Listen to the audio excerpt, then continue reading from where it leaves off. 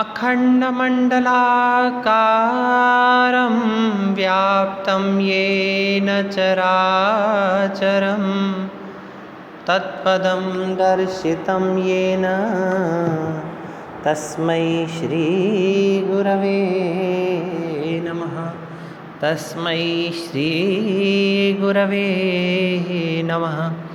तस्मै श्रीगुरवे नमः। प्रिय विद्यार्थियों, आज हम स्नातक तृतीय वर्ष के संस्कृत साहित्य के प्रथम प्रश्न पत्र के विषय में चर्चा करेंगे। प्रथम प्रश्न पत्र का नाम है भारतीय धर्म एवं दर्शन। दर्शन के दो ग्रंथ हमारे में हैं, एक तर्क संग्रह, एक योग सूत्र। सबसे पहले हम दर्शन शब्द पर विचार करेंगे। दर्शन किसे कहते हैं? दर्शन संस्कृत के दृश्य धातु में ल्युट् प्रत्यय करने पर दर्शनम शब्द बनता है, जिसका तात्पर्य है कर्ण से दृश्यते अनेन इति दर्शनम, जिसके द्वारा देखा जाए उसे दर्शन कहते हैं। अब आप सोचेंगे कि क्या मतलब इसका? यहाँ दर्शन से तात्पर्य हमारी दृष्टि है। हम किसी पदार्थ को किस प्रकार से देखते हैं वही दर्शन है, और उसी देखने की दृष्टि से विभिन्न प्रकार के दर्शनों का निर्माण हुआ है। दर्शन हमारे प्रचलन में आया। एक बहुत प्रसिद्ध उदाहरण है, एक बार कुछ 4-5 नेत्रहीन लोग थे। उनको एक हाथी पर स्पर्श किया। एक व्यक्ति ने हाथी के पैर को स्पर्श किया, दूसरे ने उसकी पूंछ को स्पर्श किया, तीसरी ने उसके सूंड को स्पर्श किया, चौथे ने उसके कान का स्पर्श किया। ऐसे करके जब उनसे पूछा गया, भैया आपने क्या देखा है, तो जिसने पैर को छुआ था वह व्यक्ति कहने लगा कि हाथी खंभे के समान है, बहुत बड़ा कोई स्तंभ है उसके समान है। पूंछ जिसने स्पर्श की उससे पूछा गया कि भैया कैसा है हाथी, तो उसने कहा कि एक रस्सी के समान हाथी है। जिसने सूंड का स्पर्श किया उसने कहा एक पाइप के समान है। जिसने कान का स्पर्श किया उसने कहा कि हाथी छाजला, जिससे वो धान को साफ किया जा सकता है, सूप के समान है। अब चारों का दर्शन, चारों की दृष्टि उस हाथी के विषय में भिन्न भिन्न है। यही दर्शन है। हम किसी पदार्थ को कैसे देखते हैं, हमारी दृष्टि उस पदार्थ के प्रति कैसी है, यही दर्शन है। और चारों अपनी जगह पर पूर्ण रूप से शुद्ध भी हैं और अपनी जगह पर पूर्ण रूप से अशुद्ध भी है, क्योंकि उन्होंने केवल हाथी का एक ही भाग देखा, एक ही अंग देखा। उनका जो दर्शन था, जो दृष्टिकोण था, वो एकांगी था। चारों को अगर मिला लिया जाए तो भी हाथी का पूर्ण वर्णन नहीं हो सकता। इसी प्रकार से इस सृष्टि की प्रक्रिया इत्यादि अनेकानेक तत्वों पर विभिन्न दर्शनों ने प्रकाश डाला। सबका दृष्टिकोण अपने स्थान पर सही है, लेकिन वह दृष्टिकोण पूर्ण नहीं है, एकांगी है। इस दर्शन के दो भाग मुख्य रूप से किए गए हैं, एक भारतीय दर्शन, दूसरा पाश्चात्य दर्शन। भारतीय दर्शन के पुनः दो भाग हो जाते हैं, एक आस्तिक दर्शन, दूसरा नास्तिक दर्शन। अब यहाँ आप ध्यान देंगे, ये आस्तिक और नास्तिक ईश्वर को मानने या न मानने की दृष्टि से नहीं है।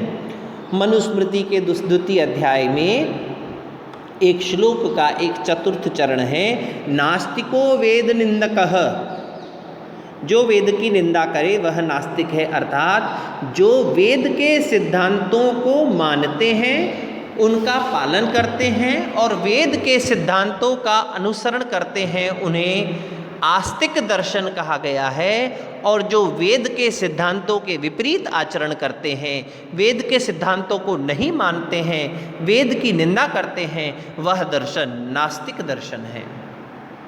नास्तिक दर्शन में तीन प्रकार के दर्शन हम देखेंगे।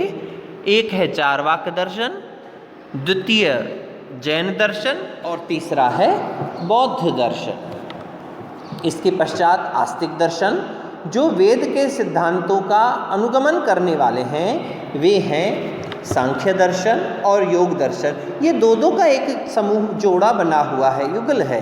सांख्य और योग के सिद्धांत लगभग समान मिलेंगे, तो सांख्य दर्शन, योग दर्शन। इस प्रकार से न्याय और वैशेषिक दर्शन, मीमांसा दर्शन और वेदांत दर्शन, ये 6 प्रकार के दर्शन आस्तिक दर्शन हैं, जो वेद के सिद्धांतों को मानते हैं और उनका अनुसरण भी करते हैं। सबसे पहले हम चार्वाक दर्शन की बात करेंगे। तो महर्षि बृहस्पति, देवगुरु बृहस्पति इस चार्वाक दर्शन के प्रणेता माने गए हैं। अब आप लोगों को बड़ा आश्चर्य होगा कि चार्वाक दर्शन के जो सिद्धांत हमने पढ़े हैं, खाओ पियो और मौज करो, और ऐसे सिद्धांत देने वाले कौन है? देवगुरु बृहस्पति। इसके पीछे एक बहुत सुंदर सी कहानी है, कभी इस विषय पर विस्तृत चर्चा करते हुए बताएंगे हम आपको। तो बृहस्पति के द्वारा प्रणीत जो दर्शन है वह चार्वाक दर्शन है। इनका कोई मूल रूप से कोई ग्रंथ उपलब्ध नहीं है, लेकिन यत्र तत्र बिखरे हुए कुछ बारहस्पत्य सूत्र हमें उपलब्ध होते हैं, जिनके आधार पर हमने इस दर्शन को पढ़ा है। चार्वाक के बाद में जैन दर्शन है। जिन शब्द से जैन शब्द की व्युत्पत्ति हुई है। 24 तीर्थंकर हुए हैं जैन दर्शन में, जैन समाज के। उन 24 तीर्थंकरों के उपदेशों के आधार पर बाद में जिस दर्शन का निर्माण किया गया, जिस दर्शन की अनुसरण किया गया, उसे हम जैन दर्शन कहते हैं। वस्तुतः इनका 24 तीर्थंकरों का कोई मूल रूप से ग्रंथ हमें देखने को उपलब्ध नहीं है, लेकिन उनके सिद्धांत, उनके उपदेश ही दर्शन के रूप में आज परिणत हो चुके हैं और उन्हें हम जैन दर्शन कहते हैं। तीर्थंकरों को वस्तुतः जिन कहा जाता है और जिनसे संबंधित होने के कारण से इस दर्शन को जैन कहा जाता है। इसके पश्चात है महात्मा बुद्ध, गौतम बुद्ध के द्वारा प्रणीत जो दर्शन है उसको बौद्ध दर्शन कहा जाता है। बौद्ध दर्शन के वस्तुतः 3 मूल ग्रंथ माने गए हैं, जिन्हें त्रिपिटक कहा जाता है, जिसमें सुत्त पिटक, विनय पिटक और अभिधम्म पिटक। जिसमें से सुत्त और विनय पिटक में तो बुद्ध के द्वारा दिए गए उपदेश इत्यादि का वहाँ वर्णन है, लेकिन जो अभिधम्म पिटक है मूल रूप से उसमें बौद्ध दर्शन के सिद्धांतों का हमें दर्शन होता है। इसके भी आगे जाकर के अनेकानेक भाग हुए, इसकी चर्चा फिर कभी करेंगे। इसके पश्चात आस्तिक दर्शनों में आता है सांख्य दर्शन। इसके वक्ता कपिल मुनि हैं और इनके द्वारा प्रणीत ग्रंथ का नाम है सांख्य सूत्र। सांख्य सूत्र के ढेर सारे सिद्धांत हैं, उन्हीं के आधार पर हमने सांख्य दर्शन को देखा है। यह 25 तत्वों को मानता है और इसकी विशेष चर्चा हम MA पूर्वार्ध के 3य प्रश्न पत्र भारतीय दर्शन में करेंगे। इसके पश्चात आता है योग दर्शन। महर्षि पतंजलि के द्वारा प्रणीत योग सूत्र। आप देख रहे हैं सारे जगत में योग का बहुत परचम लहराया हुआ है। उसका मूल आधार जो है, आधारभूत ग्रंथ जो है, यह योग सूत्र ही है। इसके रचयिता महर्षि पतंजलि है। योग सूत्र सांख्य के जैसा ही है, 25 तत्वों में एक ईश्वर को और मान करके इसमें 26 तत्वों को जोड़ा गया है। वह सांख्य जो है निरीश्वर दर्शन है और यह सेश्वर सांख्य कहा जाता है। इसके पश्चात गौतम के द्वारा प्रणीत न्याय दर्शन है। इसका मूल ग्रंथ जो है वह न्याय सूत्र है। इसका आपके पाठ्यक्रम में MA पूर्वार्ध में तर्क भाषा नाम का ग्रंथ आपको पढ़ने को मिलेगा।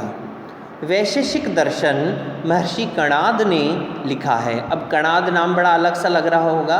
कहते हैं कि व्यापारियों के गेहूं या चावल के बोरी से गिरने वाले चावल के गेहूं के दानों को कण कण करके उठा करके खाने के कारण से इनका नाम कर्णान अदति इति कणादः, कणाद ऋषि इनका नाम पड़ा। कण कण को खाने के कारण से इनका नाम कणाद पड़ा। इन्होंने जिस दर्शन का प्रणयन किया उसका नाम है वैशेषिक दर्शन, और इनका बहुत महत्वपूर्ण एक ग्रंथ है वैशेषिक सूत्र। इसके पश्चात मीमांसा दर्शन है जैमिनी ऋषि का।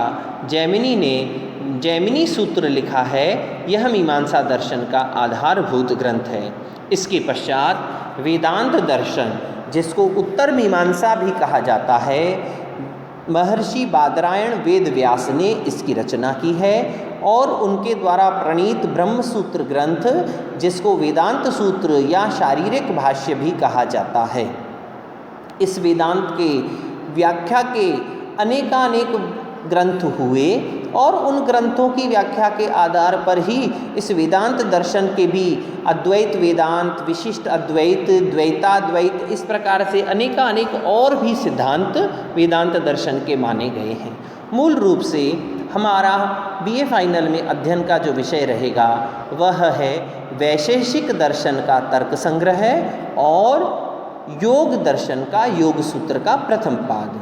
तो कल से हम तर्क संग्रह, वैशेषिक दर्शन के ग्रंथ तर्क संग्रह जिसके रचयिता अन्नम भट्ट हैं, उनके विषय में अपन चर्चा करेंगे।